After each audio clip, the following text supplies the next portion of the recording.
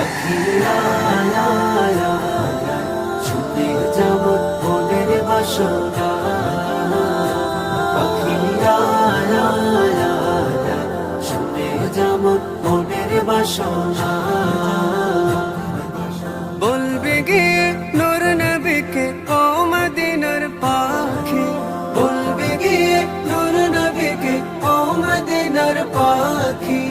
আমার মনের যত যন্ত্রণা, পাখিরা শুনে যেমন মনের বাসনা, পাখিরা শুনে যেমন মনের বাসনা।